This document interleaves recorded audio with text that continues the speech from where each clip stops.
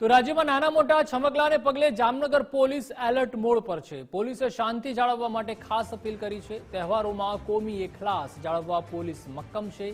જિલ્લા પોલીસ વડાના અધ્યક્ષ સ્થાને સમિતિની બેઠક મળી હતી। બેઠકમાં હિન્દુ અને મુસ્લિમ સમાજના આગેવાનો જોડાયા હતા।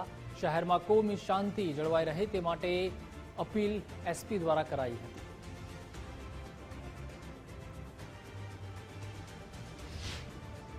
દરેક સમાજના જે આગેવાન છે અને સાથે અત્યારે દરબારગઢમાં એક મીટિંગ રાખી છે અને આ મીટિંગનો મુખ્ય ઉદ્દેશ્ય આ છે કે આપણે જામનગરમાં જે બધા ફેસ્ટિવલ છે એ શાંતિપૂર્ણ મનાય અને આગામી સમયમાં જે આપણે ગણેશ વિસર્જન અને ઈદનો પણ આપણે ફેસ્ટિવલ છે અને આ સમય આપણે કેવી રીતે બધું પ્લાન કરીને અને કેવી રીતે શાંતિપૂર્ણ આપણે મનાવીએ આની પણ ચર્ચા થઈ।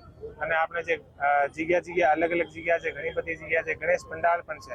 તો અત્યારે અમે લોકો જે એલસીબી, એસઓજી, પેરોલ ફરલો અને સિટીની અલગ અલગ જે પોલીસ સ્ટેશનની પોલીસ અને બધા ડીવાયએસપી શ્રી અને સીપીઆઈ શ્રી સાથે મળીને અને એક ફૂટ પેટ્રોલિંગનું પણ આપણે આયોજન કર્યો છે, જેમાં જે સમાજના ફ્લેગ માર્ચ અને એરિયા ડોમિનેશન પણ ત્યાં અમે થશે અને જે પણ લોકો કોઈ પણ રીતે અમને એવું લાગે કે એ લોકો શાંતિને યા એવી જગ્યાએ લોકો પ્રોબ્લેમ ઊભા કરી શકીએ છીએ એવા લોકોને અમે અટકાયતી પગલાં અને બીજી બધી વસ્તુ પણ અમારે ચાલુ છે।